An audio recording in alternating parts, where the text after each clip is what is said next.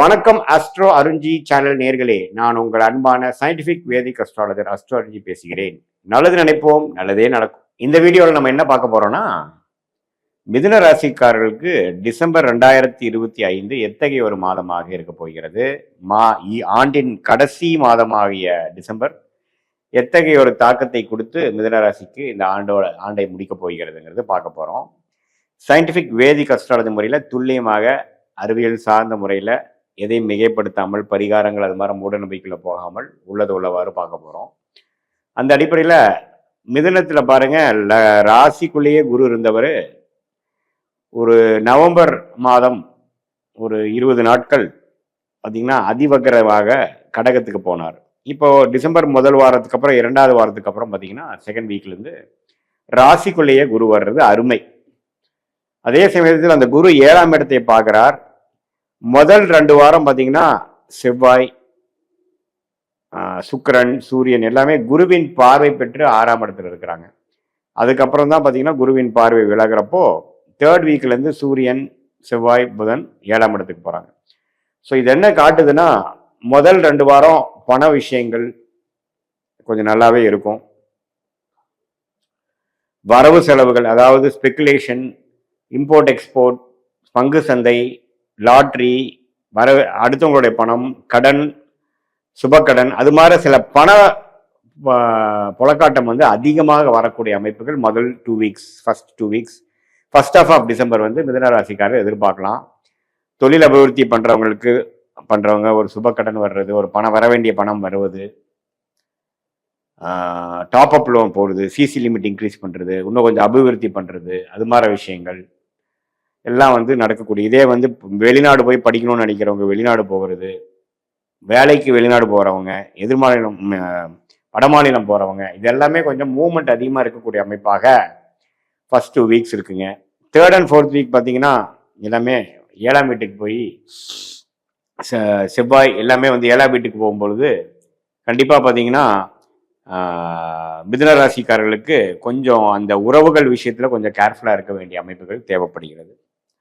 So மற்றபடி பார்த்தீங்கன்னா ஓரளவுக்கு நல்ல ஒரு சாதகமான அமைப்பை கொடுக்கக்கூடிய ஒரு மாதமாக மிதுன ராசிக்காரர்களுக்கு இருக்கு. ஏன்னா உச்ச குருவின் பார்வை வந்து உங்களுக்கு வந்து 6ஆம் இடத்துல இருக்கும் பொழுது இது மாதிரி சுப விரயங்கள், பண விஷயங்கள், வம்பு வழக்குகள் முடிவது, பணம் வரவேண்டிய பணம் வருவது, குடுக்கல் வாங்கல் சாதகமாக இருக்கிறது, அதெல்லாம் கொஞ்சம் பாசிட்டிவாக இருக்கும். 3rd and 4th வீக் பார்த்தீங்கன்னா உறவுகள் விஷயங்கள், உடம்பு உபாதைகள், அது மாதிரி விஷயங்கள்லாம் கொஞ்சம் பார்த்துக்கக்கூடிய அமைப்புகள் இருக்குது. பங்குதாரர்களுடைய கருத்து வேறுபாடாகிறது, அது மாதிரி விஷயங்கள்லாம் கொஞ்சம் வர வேண்டிய விஷயங்கள் உண்டு. ஸோ பொதுவாக பார்க்கும் பொழுது இந்த டிசம்பர் மாதம் வந்து ஓரளவுக்கு மாற்றங்கள் நிறைந்த சில விஷயங்கள், சில பிரச்சனைகள், சில பண விஷயங்கள், எதிர்பார்க்கக்கூடிய விஷயங்கள்லாம் வந்து சில பிரச்சனைகள் சால்வ் பண்ணிக்கக்கூடிய அமைப்புகளாக காட்டுகிறது. அதே சமயத்துல திருமணம் எதிர்பார்த்து கொண்டு இருக்கக்கூடிய இளம் வயதினர்கள்லாம் பார்த்தீங்கன்னா டக்குன்னு திருமணம் அரேஞ்ச் ஆகிறது. குறிப்பாக சொன்னால் செகண்ட் ஆஃப் டிசம்பர் அடுத்த வருஷத்துக்கு வேணுங்கிற உத்வேகமான சில பிளான் பண்ணுறது. இதே மாதிரி மாணவ செல்வர்கள் பார்த்தீங்கன்னா நல்லாவே உத்வேகமாக படிக்கக்கூடிய அமைப்பு, அவங்களோட எக்ஸாம்ஸு ப்ரிப்பரேஷனுக்கு எல்லாமே வந்து ஓரளவுக்கு நல்ல அமைப்பு கொடுக்கக்கூடிய அமைப்பு. என்ன படிக்கலாம், ஏது படிக்கலாம், எந்த காலேஜ் அப்ளை பண்ணாங்கிறதுக்கெல்லாம் இது வரைக்கும் கிளாரிட்டி அதிகமாக இல்லாதவங்களுக்கெல்லாம் ஓரளவுக்கு கிளாரிட்டி கொடுக்கக்கூடிய அமைப்பு. எப்பவுமே ராசிக்குள்ள குரு வருவது பார்த்தீங்கன்னா கொஞ்சம் எல்லாமே தன்மை ஆகக்கூடிய அமைப்பு. எல்லாமே வந்து நம்ம எதிர்பார்க்கிற விஷயங்கள்லாம் வந்து கொஞ்சம் சாட்டிஸ்ஃபைடாக வந்து நமக்கு சாதகமாக வரக்கூடிய அமைப்புகள்லாம் உள்ள ஒரு சம்பவங்கள், உள்ள ஒரு சூழ்நிலைகள் வரக்கூடிய அமைப்புகள் உண்டு. 10ஆம் இடத்துல சனி இருந்து தொழில் வேலையில வந்து அதிக முன்னேற்றங்கள், அதிக முயற்சிகள் நீங்க போட்டுட்டு இருக்க வேண்டிய அமைப்புகள் உண்டு. ஹார்ட் ஒர்க் நிறைய பண்ணுவீங்க. அது தொடர்ந்து பண்ணிட்டு இருக்கும் பட்சத்தில் உங்களுக்கு நல்ல ஒரு ரிசல்ட்டும் வந்துட்டே தான் இருக்கும். பண வரவுல வந்து எந்த ஒரு பெரிய உங்களுக்கு குறைபாடுகள் இருக்காது. ஸோ இதுதான் பார்த்தீங்கன்னா ஒரு ஓவராலா டிசம்பர் மாத பலன்கள் வந்து முதல் 2 வாரம் வந்து இது மாதிரி பண விஷயத்துல நல்ல சாதகமான ஒரு பெனிஃபிட்ஸும், 3rd and 4th வீக் பார்த்தீங்கன்னா சில விஷயங்கள் கேர்ஃபுல்லாக பங்குதாரர்கள், நண்பர்கள், கணவனாக இருந்தால் மனைவியாக இருந்தால் கணவர்லாம் கொஞ்சம் கேர்ஃபுல்லாக நம்ம உறவுகளை பாதுகாக்க வேண்டிய விஷயங்கள். ஏன்னா ஆர்குமெண்ட்ஸ் அது மாதிரி விஷயங்கள் போகாமல் நமக்கு என்ன சொல்ல நினைக்கிறோமோ பொறுமையாக சொல்லி காரியங்கள் சாதிக்க வேண்டும். வேகத்தை காட்டிலும் விவேகம் தேவைப்படக்கூடிய அமைப்புகளாக நமக்கு வந்து டிசம்பர் மாதம் வந்து மிதுன ராசிக்காரர்களுக்கு இருக்கு. நல்ல உயர்வை குடிக்கக்கூடிய நல்ல ஒரு முன்னேற்றங்கள், குறிப்பா சொன்னா ரியல் எஸ்டேட் துறையில இருக்கிறவங்க, டெக்னிக்கல் துறையில இருக்கிறவங்க, மீடியா துறையில இருக்கிறவங்களுக்கெல்லாம் நல்ல முன்னேற்றங்கள் கொடுக்கக்கூடிய ஒரு அற்புதமான ஒரு மாதமாக டிசம்பர் மாதம் 2025 மிதுன ராசிக்காரர்களுக்கு இருக்கு. இது ஒரு பொதுவான பலனே தவிர உங்களுடைய ஜென்ம ஜாதகத்துல வந்து என்ன தசாபுக்திகள் போய் கொண்டிருக்கிறது, எந்த லக்னத்துல பிறந்தீங்க, அந்த தசநாதன் புக்திநாதன் எப்படி வந்து உங்களுக்கு லக்னத்துக்கு செயல்பட போறார், என்ன ஆதிபத்தியம் பெற்றிருக்கிறார், அந்த தசநாதன் புக்திநாதன் வந்து ஸ்தான பலம் இருக்கிறாங்களா, எந்த குருவின் பார்வை இருக்கா, எப்படி இருக்கு, அது வந்து நம்மளோட பேசின இப்போ கோச்சார பலன்ல பயிற்சி பலன்ல எப்படி இருக்கிறாங்க, எந்த மாதிரி ஒரு தாக்கத்தை கொடுக்க போறாங்கிறது இந்த கோச்சார பலனையும் தசாபுக்திகளையும் ஒரு சேர்ந்து பார்க்கும் பொழுது துல்லியமான அடுத்த வரக்கூடிய மாதங்கள் எப்படி இருக்க போகுது, அடுத்த வருடம் எப்படி இருக்க போகுது, எது மாதிரி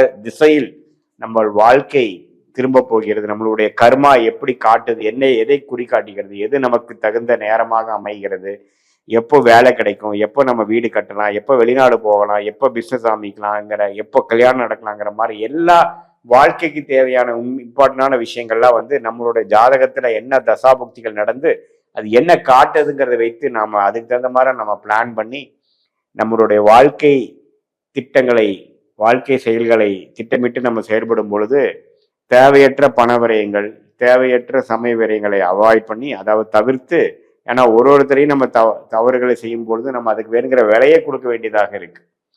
ஸோ அதெல்லாம் நம்மளுடைய இந்திய வேத ஜோதிட அடிப்படையில எப்படி நமக்கு தசாபுக்திகள் வருகிறது, கோச்சாரத்துல நம்ம கிரகங்கள் எப்படி இருக்கு, நமக்கு எந்த துறை நமக்கு நல்லது, எப்போ நம்ம மாறலாம், எப்போ நம்ம சில முதலீடுகள் செய்யலாங்கிறதெல்லாம் தகுந்த நேரங்கள் பார்த்து அதுக்கு தகுந்த மாதிரி முடிவுகளை நம்மளுடைய இண்டிவிஜுவல் ஜாதக பொறுத்து நம்ம செயல்படும் பொழுது தேவையற்ற எதிர்நீச்சல் செயல்களும் டிலேஸ் அண்ட் டினைல்ஸ் இன் லைஃப் நம்ம அவாய்ட் பண்ணி எளிதில் நம்ம என்ன நினைக்கிறோமோ, எது மாதிரி பிளான் பண்றோமோ அதுல வந்து எந்த விதத்திலும் தவறுகள் இல்லாமல் குறைந்த சேதாரங்கள், குறைந்த செலவுகள் மூலமாக தேவையற்ற செயல்கள் செய்து வீண் விரயங்கள், வீண் டைம் வேஸ்ட் எல்லாம் செய்யாமல் எந்த விஷயத்தை நாம வந்து செய்ய நினைக்கிறோமோ நம்மளுடைய பிராப்தத்துக்கு நிகராக, ஃபார் எக்ஸாம்பிள் நீங்க பாத்தீங்கன்னா ஐடி துறையில இருக்கிறவங்களா இருந்தா எந்த நேரத்துல வேலை மாறலாம், எந்த நேரத்துல ஆன்சைட் நம்ம அப்ளை பண்ணி போகலாம்,